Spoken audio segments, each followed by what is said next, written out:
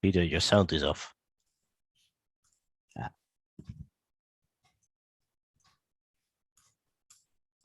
Okay, ladies and gentlemen, welcome to the last monsoon seminar of 2021.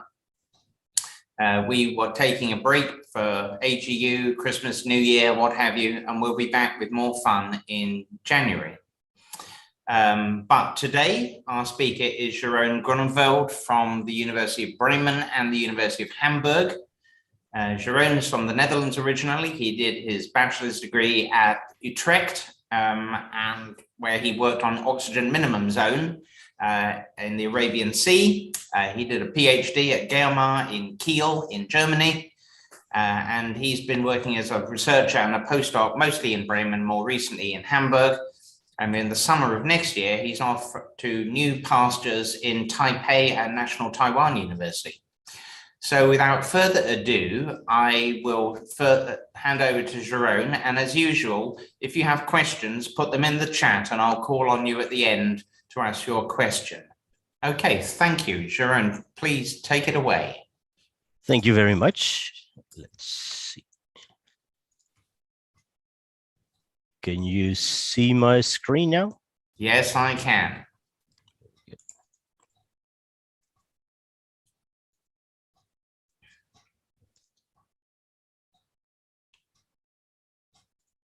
Let me see. Share. Okay.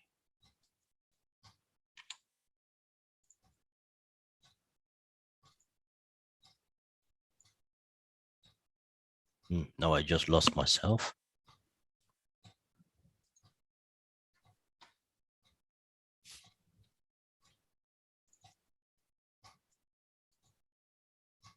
So there we go. Thank you very much for. Can you increase that, Jeroen? Can you go like make it full screen, please? Full screen. Yeah, screen sharing. That sounds. You're not in projector mode, are you? No, I should be. No, you're not. Yeah. What did they? Start the show, yeah, that thing. Yeah. Yeah, still looks small to me.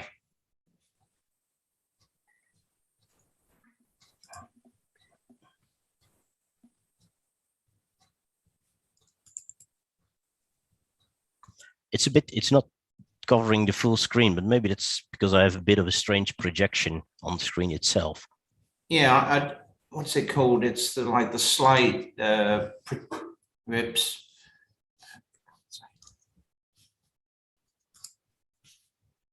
You see that? Yeah, the little one on the right there. The next one. This one. That one. Yeah, that's the one I'm using. And how about increasing at the end there? This if you go right to the end and beyond there. What about that?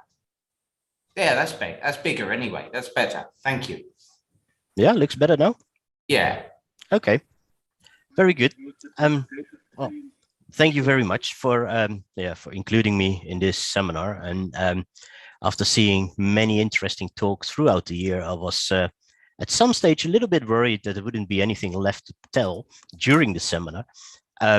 So I may be reproducing a couple of slides or figures which you have seen before, but I think in total I may have enough to come up with a little new story in there. And I will partly be talking about the South Asian monsoon, but especially also about the link with the high latitudes and specifically about Antarctica during the middle Miocene and the transition into the later Miocene. So during this seminar, we've seen many different records and high resolution, really interesting records.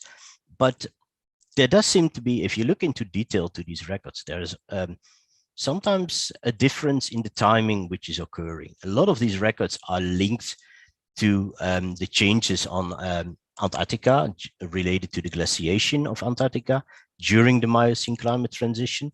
But some of these records actually seem to be having their changes much later during the record. So around 12 million years, sometimes during 11 million years. And this made me wonder, like, how is this possible? How could this be? So during this talk, I will be giving two case studies, one which is from the actual monsoon areas from the Arabian Sea, and a reconstruction of monsoonal rainfall over the climate transition. And one talk will be about a story we did a couple of years ago in reconstructing precipitation related to the Westerlies in southwestern Australia.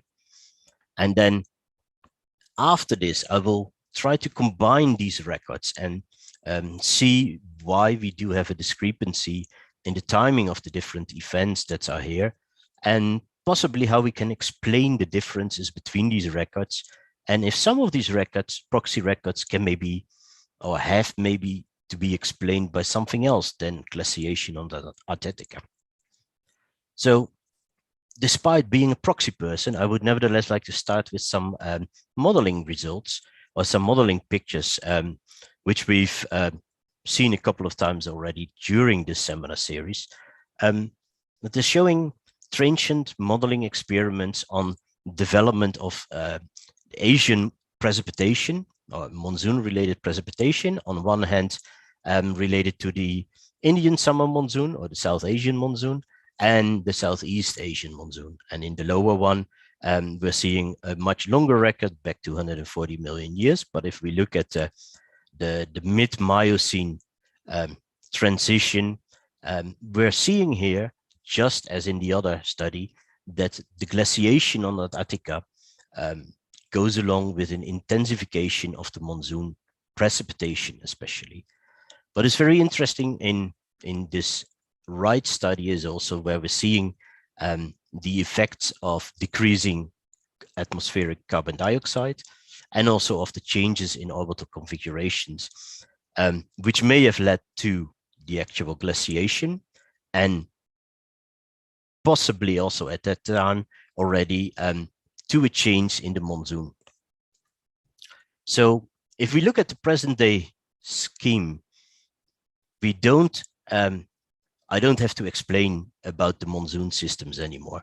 We all know over this year now, the monsoon systems with just shortly, they have their origin in the mid-southern latitudes and transferring over the equator, where they're turning towards the northeast, picking up the moisture from the Arabian Sea and the tropical areas and raining that out. This is a seasonal occurrence. We know that the winds are changing directions. Sorry, Jeroen. Oh, no one can see anything apart from your title slide still. What? Oh. No, we haven't seen any other slides beside the title slide. You're showing the wrong screen, apparently. Yes, you're in editing mode, not in presentation mode. Okay, so where? This. Well, my German's a bit rusty. I can't read your. So you're seeing my normal regular PowerPoint presentation now, or?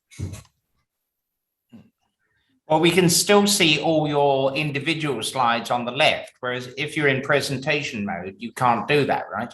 What about that top left, the top thing in the... What is that? Let's stop this and try to. Yeah.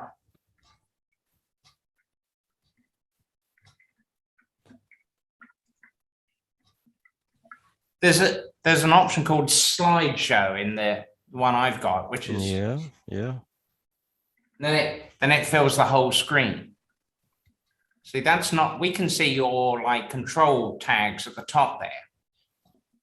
What about the top left there? No, on this one, I'm getting a message now that my screen sharing was interrupted. Oh, let me put you back here.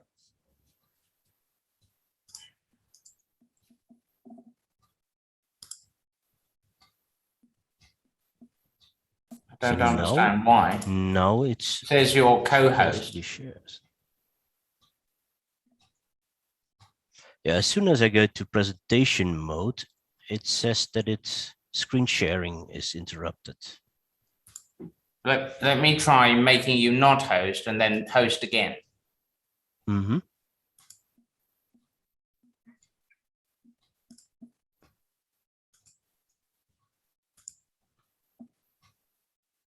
There we go. Now if you go to the top left, what is that Wunder beginnen? I don't have that option on mine. That thing, yes. What does that do? So it does say sharing. So now I'm sharing. If anyone else has a good idea, I'd love to hear from you. Are you dealing at all with a second monitor?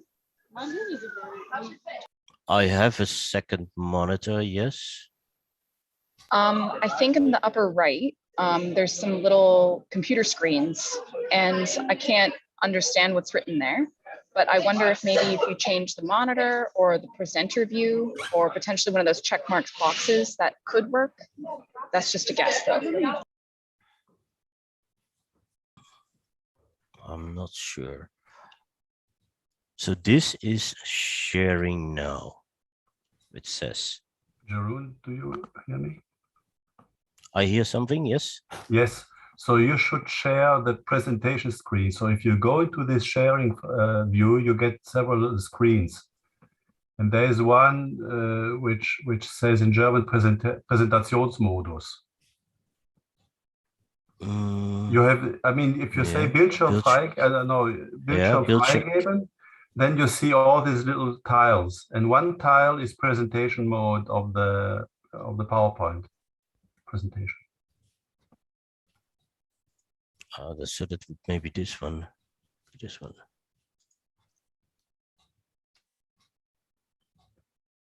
No. No, not the one.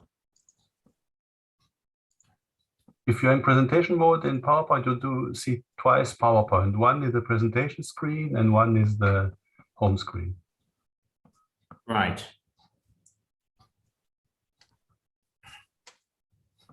I have no idea, to be honest. So now we see your desktop. Yes, so if I would be going now to the... Yeah, but you have to start the presentation mode first. So you have to go out of the sharing mode. Ah, now it's coming. Sorry. Good. Oh, sorry. Yeah. This one.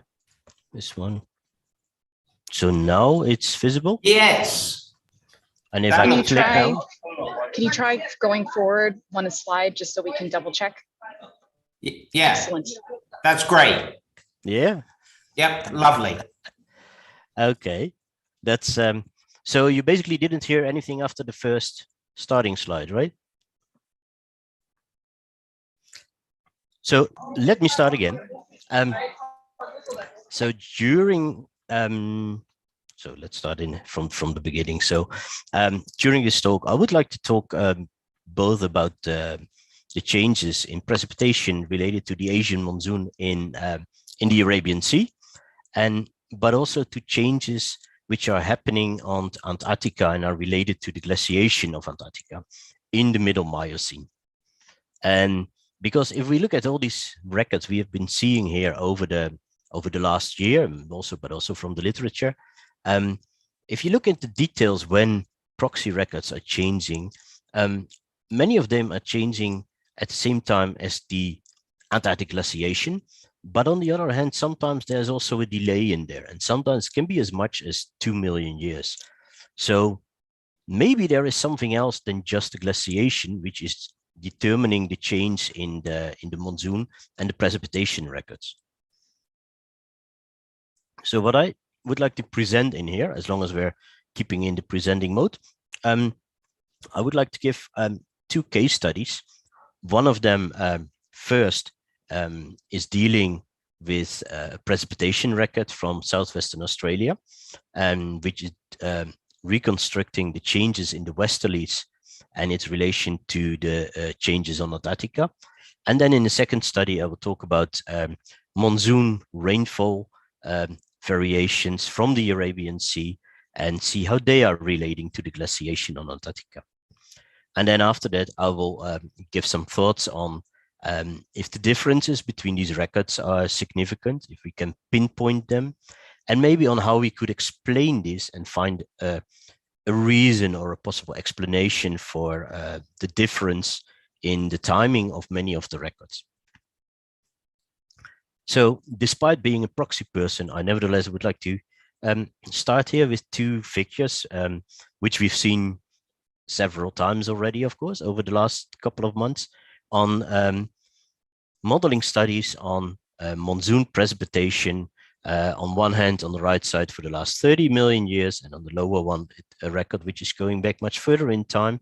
But both records show a major change in the monsoon precipitation, which is happening at the end of the Miocene climate optimum. So with the trains at about 14 million years, where we see a strong intense in precipitation, both in the Indian or South Asian monsoon and in the Southeast Asian monsoon.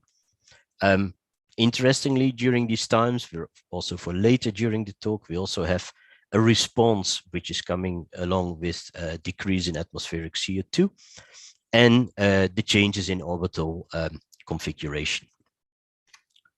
So for the present day situation, I don't think I have to explain a lot about the monsoon, but yeah, specifically on the South Asian monsoon, we have a seasonally changing wind direction and rainfall, with the origin of the trade winds coming from the mid-latitudes, from the Southern Ocean, picking up the moisture in the tropical areas, the Arabian Sea, the Gulf of Bengal, and that is then being rained out over the Asian continent.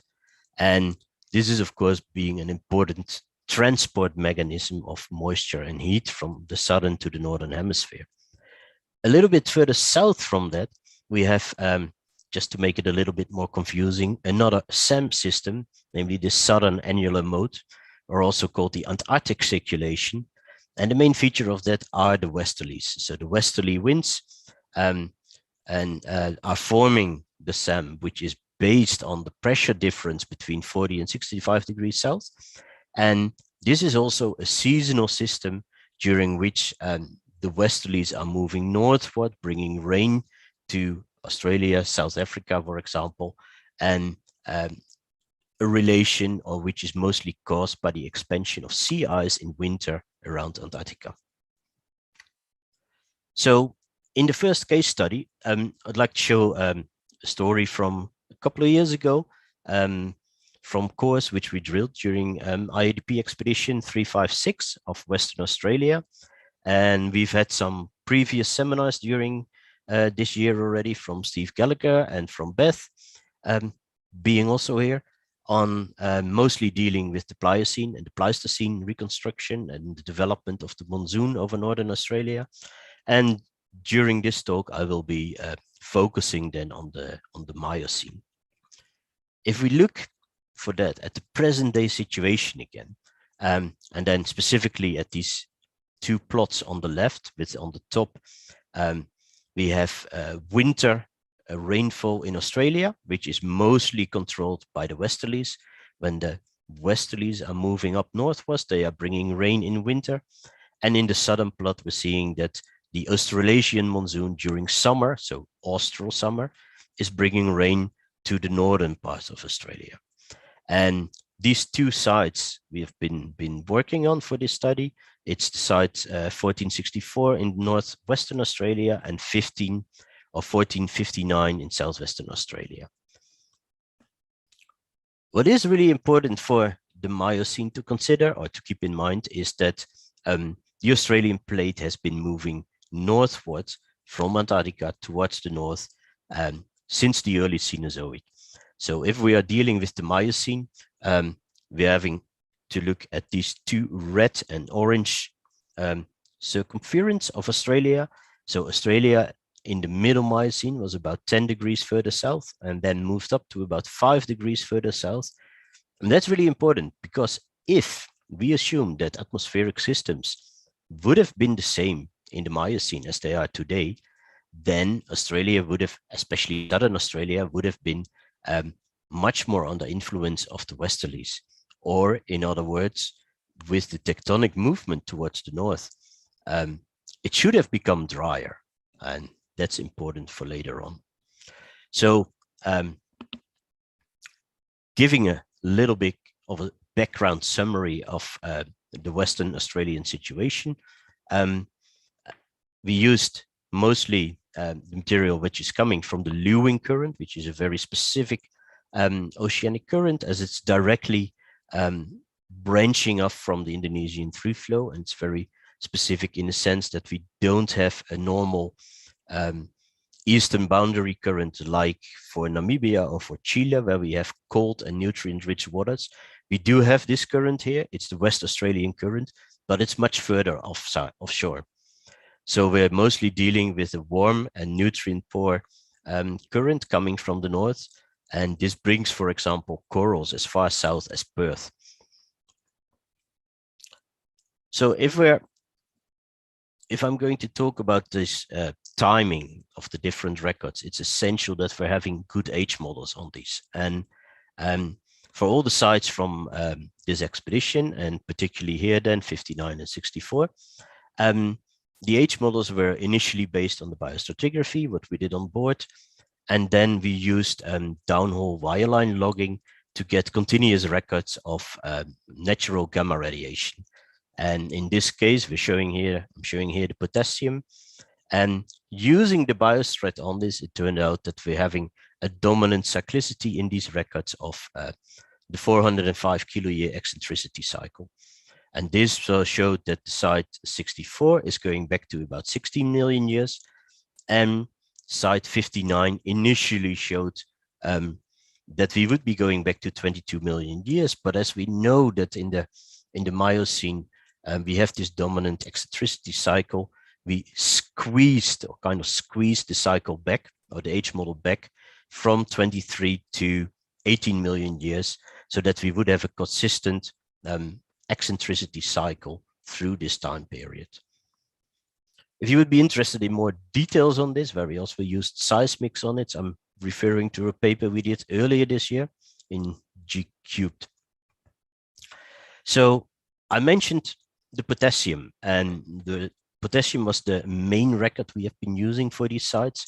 And potassium, together with thorium and uranium, are the main elements which are responsible for the natural gamma radiation as acquired from the downhole wireline logging. And we did specific total sediment potassium measurements to see if these calculations based on the NGR are indeed reflecting the potassium content of the sediment. And here it shows that this is mostly indeed following the same curve. And this is important because the potassium in southwestern Australia, so that's site 59, is mainly delivered by K-spar in clay minerals. So this is a fluvial signal and thus shows variations in precipitation on the mainland in southwestern Australia. In northern Australia, it's also a clay mineral, but illite, because we're having a much drier climate there, and which is providing the potassium to the sediments. So here, first, I'll show the data from site 64, and it's a bit of a full picture, but I especially want to focus you on the right, on the blue curve, which is the potassium, and on the left, which is the thorium over the potassium. And the thorium, as opposed to the potassium, is mostly present in heavy minerals, and this means that it's mostly transported to offshore by dust. And what we're seeing in here is that from the middle Miocene, we basically continuously have very low potassium concentrations in there, and this is reflected on the other side by high thorium potassium ratios. I have to point out that this axis is reversed in here, but this is suggesting that for northwestern Australia, we have very dry conditions, both in the mid-Miocene, but also into the late Miocene. And there's no indication of any monsoon-related seasonal precipitation as we're seeing that today. This only shows up later in the Pliocene. So here's a little impression of some of the sediments we found from this core, where we find intertidal laminations. There is indications of exposed sediments, so subaerial parts. There are a lot of evaporites embedded in here, and this is all suggestive of a Sapka-like environment. And this is a picture of a Sapka from the Persian Gulf, basically one of the few places where you find these today. So this is suggesting that northwestern Australia during the Miocene, or most of the Miocene, had a very extreme, dry and hot climate with no impact of the monsoon. So for Southwest Australia, we have the same setup of the picture again, with on the right side in blue the potassium, so the river runoff and precipitation on the mainland, and on the left thorium over the potassium. And here we see a completely different picture, because the potassium starts to increase somewhere after 12.83 million years and continuously increases up to about 8 million years, suggesting an increase in precipitation during this time period. And if I'm referring back to the tectonic movement of Australia, we would actually, this is opposite to what we would expect, because Australia, with its northward movement, should have become drier. But yeah, it seems that it was actually getting a lot wetter. This is also reflected by the thorium then, where you can see in the middle Miocene, we still had dry conditions, but slowly the thorium is going out, and yeah, also supporting the idea that there was no dust being transported into this anymore. So if we put these records into a global picture, we have here a curve which is showing on the left, which is the sea level curve for the Miocene into the Pliocene. And in the second one, there is a modeled deep water Southern Ocean temperature curve. And here again, notice that it's decreasing to the right. And we have a benthic delta 18O curve reflective of the ice volume. And here we see indeed the change of the glaciation of Antarctica. But if we put the potassium records, so the precipitation records from Australia next to this, we see indeed in red that northwestern Australia stays dry throughout the Miocene, only up to the Pliocene when an increase is starting to come in. But in southwestern Australia, we see that there is not really a response, any response to the glaciation, but that it's much later that the increase in precipitation is starting to take place. And as the only way to get precipitation to southwestern Australia is via the Westerlies, this implies that we have an intensification of the Westerlies, which is apparently taking place independent from the changes in ice volume on Antarctica. But this may be related, for example, to temperature changes in the water masses around the Southern Ocean. So this would imply that sea ice is starting to develop at some stage, similar to the seasonal cycle, what we're seeing now, and that the formation of sea ice is pushing the Westerlies further to the north, bringing the precipitation to Australia. So another way to put this in a kind of cartoon way, this is the modern day situation with Australia, and both sides we have shown in here are showing seasonal precipitation, summer in the north, winter in the south, and the Westerlies are south of Australia, and just in winter they're coming in, and the ITZ is touching on the northern part. If we then go in the lower plot to the middle Miocene, so the start of the records, we see Australia is located much further south. Both sides are absolutely dry, so there is no indication that the Westerlies are any near close to the southern Australia. And on the other hand, there's also no indication that the ITZ may have been as far south and have an impact related to the monsoon in this area. So on this one, so the middle Miocene is on the top now again, and then on the lower part, the sketch for 10 million years then. What we're seeing now is that in Northern Australia, it's still very dry. There's no impact of the monsoon.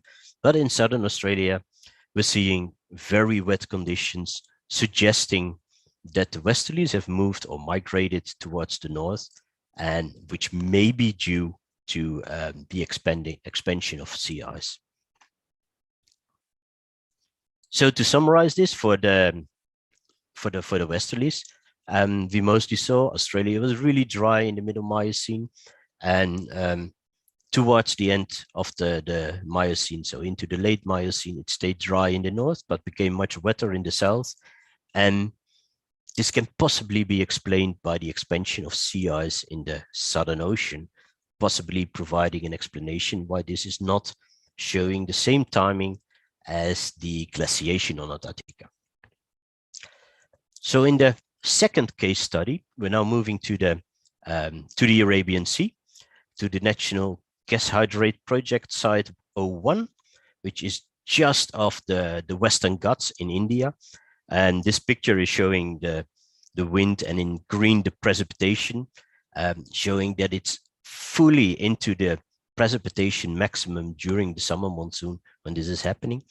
And in the plot below, we're seeing that there is this low salinity plume coming out of the Ghats with possibly some influence from the Gulf of Bengal. And so this position or this location should be very sensitive to changes in monsoon precipitation over time. Again, we're having an H model, which was initially based on shipboard biostrat. And then by using the bulk density of the sediments, we were able to identify main cyclicities in these cores, also related again to the 400,000 eccentricity cycle. And this allowed to establish an orbitally tuned H model. So again, providing an H model which is quite precise, or as precise as we can get it.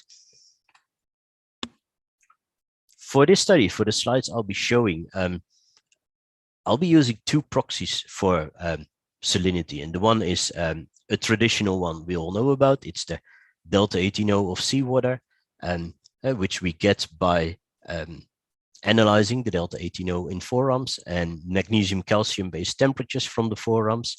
And then the resulting delta 18O seawater is corrected for ice volume. So an estimation of ice volume changes is taking off this value so that you get a delta 18O local seawater signal, which is purely local salinity variations.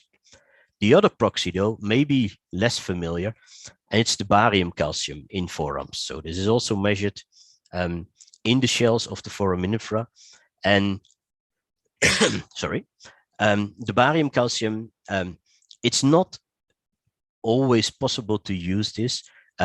It appears from several studies, like I'm showing here below on the left side from the Baltic Sea, and on the right side is another study showing river deltas, where when salinity in an area is dominantly changed or controlled by river runoff or precipitation in the hinterland, so that barium in the seawater is mainly controlled by this, then the barium calcium can be used as a proxy for salinity with higher values indicating lower salinities in there. As the barium calcium in higher productivity areas, but also in outflow or river runoff areas, can be potentially affected by diagenesis by barite. We did some, or we had some SEM pictures made of the shells of the forams we've been working with. And as you can see on these pictures here, the preservation of the forams is very good. There is no indication of any diagenesis in here. So the barium calcium signal, which was coming out, should be representative of river runoff and thus precipitation over the Western Ghats. There's a recent paper where we explore the different habitat depths for the forams a little bit more, which just got accepted in Marine Micropole. So if we're looking at the data, and first here I'm showing the benthic delta 18O curve, and which is going from 16 to about 11 million years, and showing with the climate transition in the middle part, where we see the decreasing trend in here, with a remarkable excursion at the beginning of the climate transition. But it's still a bit puzzling what this means. But when comparing the benthic delta 18O record to other delta 18O records from the South China Sea and from Tasmania, we're seeing the similar trend. The increase in ice volume over the climate transition is showing in here. So this is important to show that the site is indeed showing a global signal, or it's following the global signal and maybe recording regional things. So what we are using, or what we were using in here, was a mixed layer foraminiferous species, Trilobates sacculifer. So this is the delta 18O values measured on the sacculifer in there. And what's interesting in here is that the trend in values is opposite to the delta 18O benthic. So where values were getting higher in the benthics, as we would expect from the change in ice volume, in the surface waters, the trend was in the other direction. And that's really interesting. It will show in the next slide the consequence for the delta 18O seawater. If we look at the temperatures in here, we see a change. If we go from the optimum, the Miocene optimum, to the period afterwards, there's actually not too much of a change in the temperature. We do see this curious excursion at the beginning again. So we're seeing a strange or a large excursion happening throughout the water column, both in the benthic forams and in the surface waters. We'll still open what this actually could mean. The temperatures, however, they jump back and then show an unexpected decrease with the climate transition.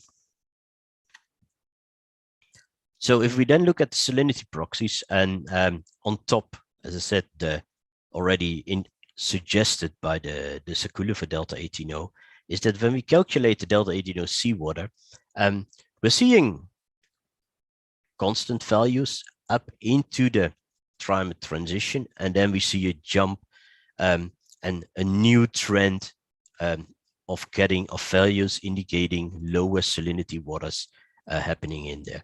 This trend seems to be in the middle of the climate transition, so would indeed be very likely be related to the glaciation. But on the other hand, the barium calcium records, from which we say that this should be linked to direct precipitation over the guts, is not showing any change during this time interval. If at all, there is a long-term change in values to higher values. So this is also indicating a freshening. So that would be an increase in monsoon precipitation. But it does seem to be occurring either more gradually or increasing later. So it seems that we're having a different timing in different proxies which are measured on the same biotic carrier.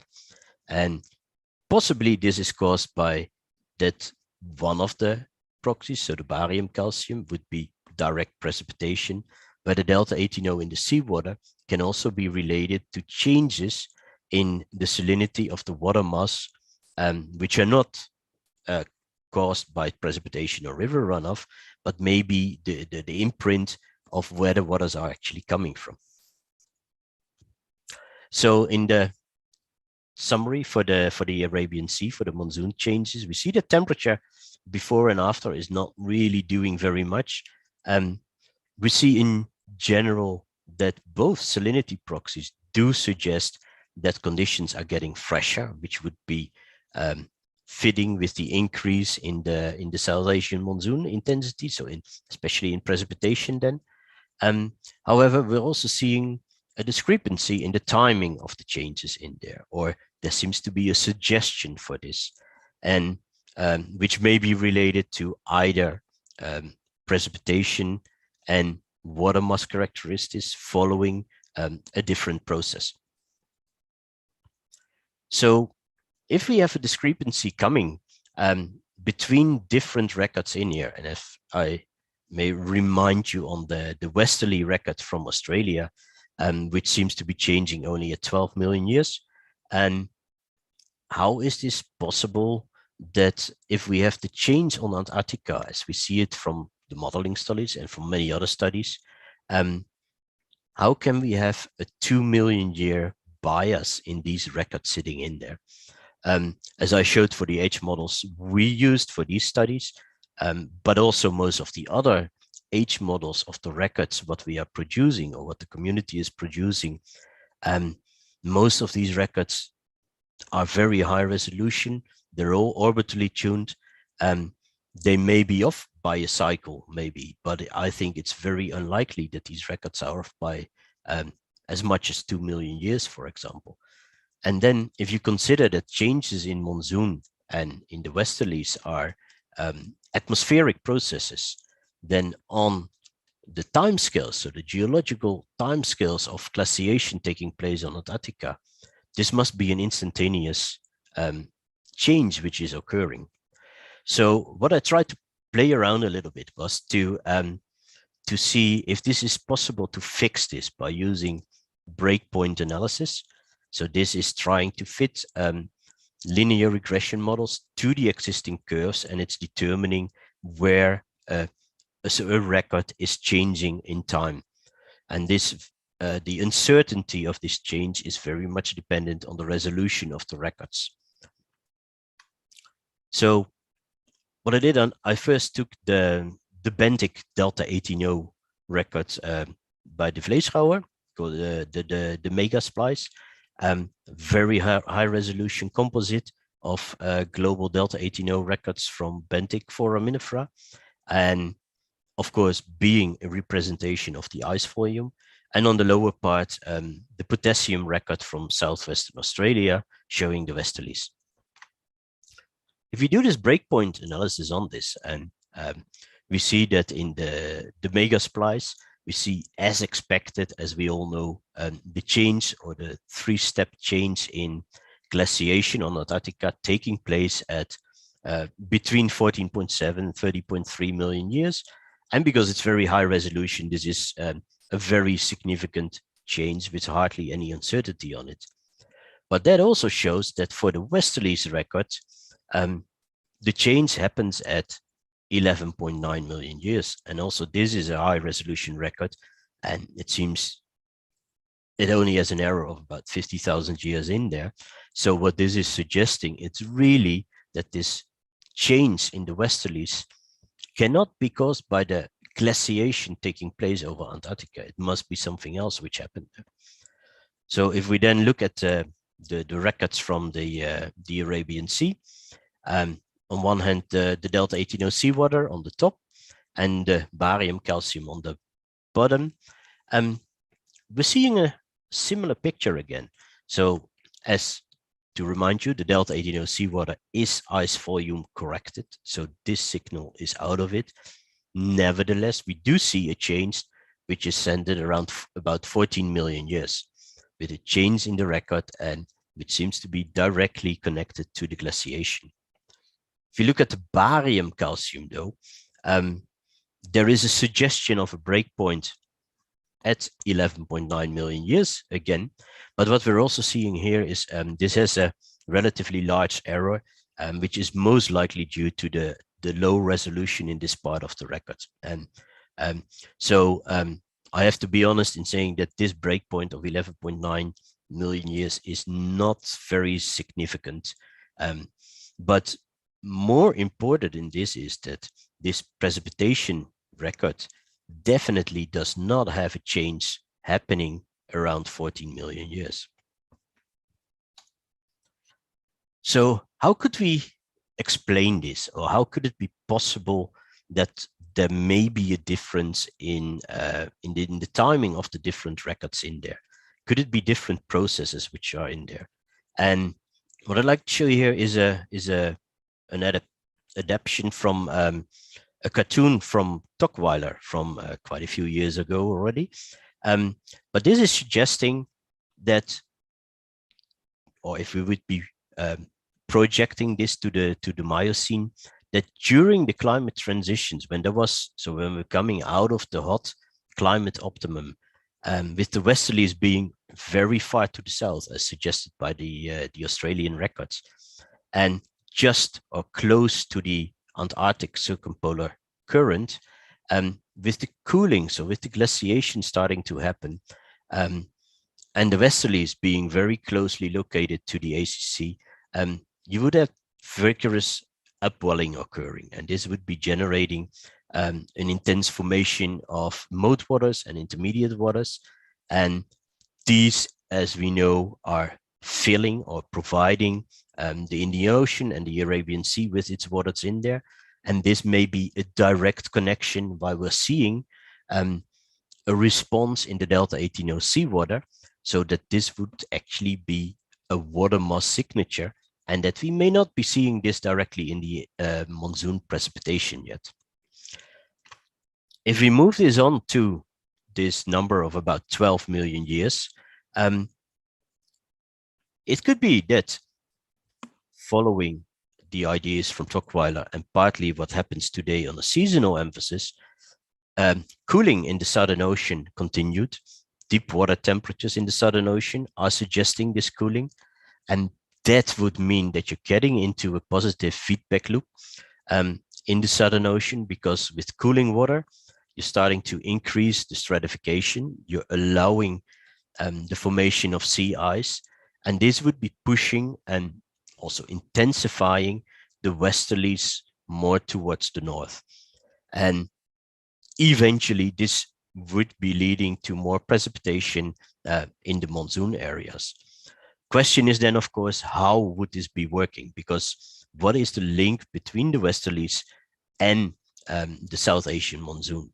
And it seems, if we are looking at the Mascarene High, so it's a high pressure area, which is lying in the mid-latitudes in the southern Indian Ocean.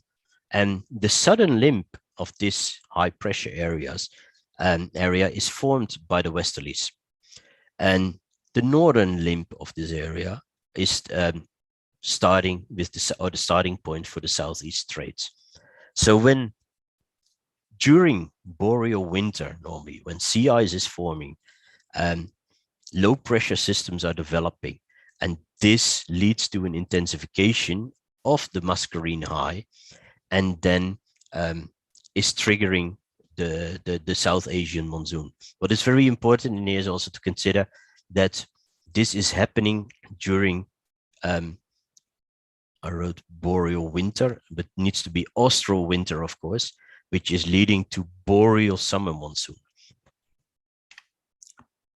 Could this be the case for the Miocene? Are there indications on there? And I think one of the main things what we would like to have, of course, in here is the development of sea ice records. But unfortunately, there is, I haven't been able to find anything on sea ice reconstructions.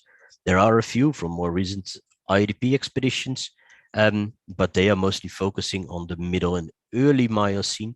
So there isn't really anything around yet which is focusing into the later Miocene. But what we do know is we have, even though it's low resolution, we have a decrease in atmospheric CO2, which was based on boron isotopes in foraminifera. As shown before in this dark blue record on the top, we have a decrease in deep water temperatures in the Southern Ocean. There's also a compilation by Herbert et al., which is looking at mid-latitude temperature reconstructions on sea surface temperatures. And again, we're showing a decrease here. So these temperature records are all reversely plotted to make them fit with the Westerlies. So there seem to be indications that indeed into the late Miocene, the conditions for forming sea ice and expanding this towards the north, such that the Westerlies and the Mascarene High become more intense, may have been a trigger for a later intensification of precipitation of the monsoon. With that, I would like to conclude in it because, as pointed out before, this is still a study which is in progress.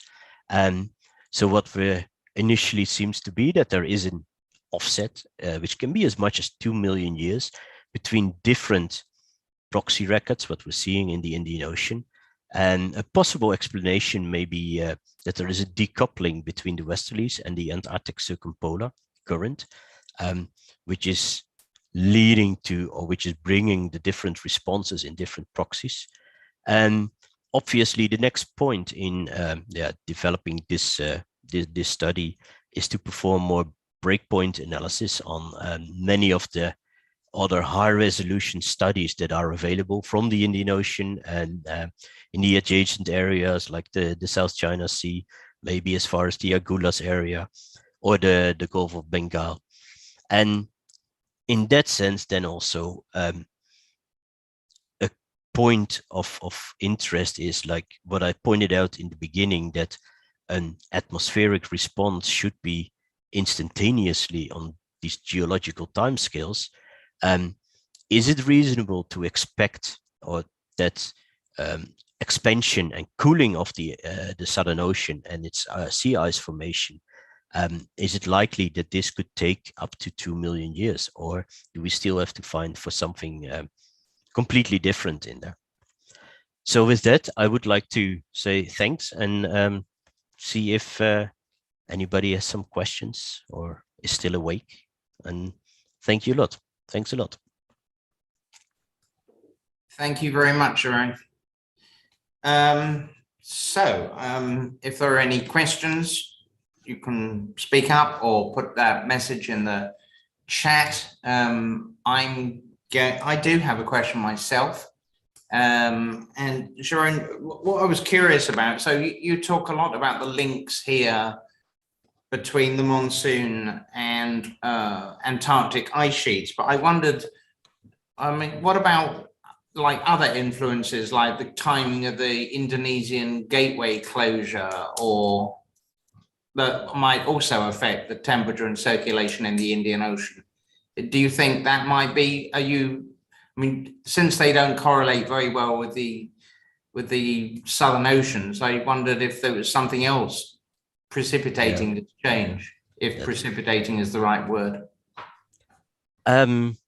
Yes, but as far as I'm aware of the especially during the Middle Miocene, the effect of the most of the Indonesian through flow was still, it was very widely open in there, and this would mean that you have a complete, obviously, I call it a free exchange of water masses coming in from the Pacific to the Indian Ocean. And I think we've been debating or discussing this a bit also for the Australian records, especially for the Northern Australian records. And it does seem that the circulation in the oceanic circulation in the Indian Ocean may have been very different from what we know today in there. But the exact effects on that, I actually don't know. I would be curious to see the Miocene reconstructions of the more recent expeditions which are coming or which are covering the Indonesian through flow in there. I mean, I guess I was also surprised a little to see the wettening of the climate in South Asia, presumably Indian Peninsula, was later than I would have guessed. Do you think is that purely a runoff signal, or could that also reflect changes in the circulation pattern? Well, so as far as we understand, or what we assume that we know about these proxies, is that the barium calcium is purely controlled by the river runoff. So this should be a pure precipitation signal from the guts, and the guts were there since the Cretaceous, so that setting shouldn't have been much different. The Delta 18O seawater, of course, this can be both the runoff, but can also be a change in the signature of the water which is present in the Arabian Sea.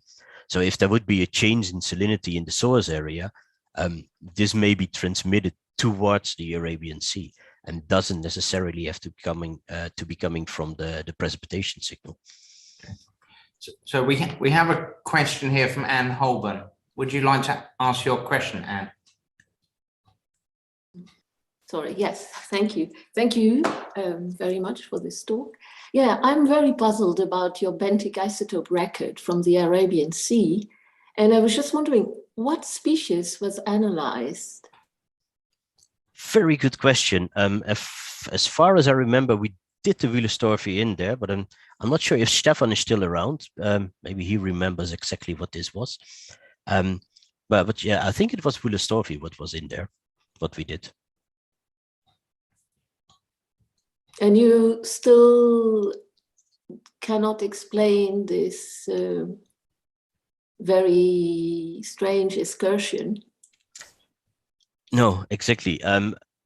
I think it's actually worth it to explore it more, because it not only shows up in the benthics, but it also shows up in the surface waters. Yes. In there. And yeah, I think it's a really interesting thing in there, and yeah, maybe we should be getting into doing some more analysis to improve the resolution in there and see what this could be connected to. We have been trying to connect this to the carbon excursions, for example, or rather the in-between periods in there, but it doesn't really seem to be fitting to anything yet. I would be open to any suggestions in this. Yeah, I guess you've checked the preservation of the forams quite carefully. The preservation is it's getting less in at the transition time. There's not always a lot of forams in there, but I don't see how this would be affecting different species and different proxies to such a degree, because it's quite a large change which is happening. Enormous, yeah. Well, thank you. So does anyone else want to ask a question? Everybody's confused or fully convinced. Well, they can go back to YouTube and listen to your lecture again until they're less. Exactly. Okay, if there's no... I would ask one more question, if I may. Just please, absolutely. I think it's very interesting, this difference in the timing of the different events. And I think in the South China Sea record, I think we see a difference in the monsoon, which is coincident or almost coincident with the cooling. So I think this is something really to explore, how the different basins are behaving. Yes, that would definitely be. I think your records in the South China Sea are all really high resolution. So any breakpoint analysis on this should be giving a very significant point where these changes are occurring. And I would be really interested to see if I would be doing this on many different records in the area, to see if you actually, ideally, you would see, you would get different clusters of what would be happening. And one would, of course, be centered on the glaciation. And but it would be especially interesting to see if there's another run which is going to be centered on this 12 million years, or that it turns out that it's all over the place basically. And then, of course, like, do we find for the same proxies the same timing, or is this maybe there's also the difference between the South Asian and the Eastern Asian monsoon then, which is getting in there. I think so. There's still a lot to do in this. I would be very curious to see what we're getting out of it. Very good. So a few announcements. The next talk is going to be on January the 19th. If any of you are going to be at AGU next week, we might have a monsoon drink and social on the Monday evening, and I'll send you an email about that. And last but not least, stay away from Omicron and stay safe And if you want to give a talk, we have open slots in the spring, not a lot, but some. If you'd like to give a talk and you feel that you haven't had the chance, then write to me or Tara or Leafview, and we will arrange that. Okay, this is an open forum. If you have a story to tell, we'd like to hear it. Thank you. In the meantime, let's thank Jeroen. You're welcome. Thank you. And hopefully see you all before too long. Bye bye for now. You know the hairdressers are open again, eh?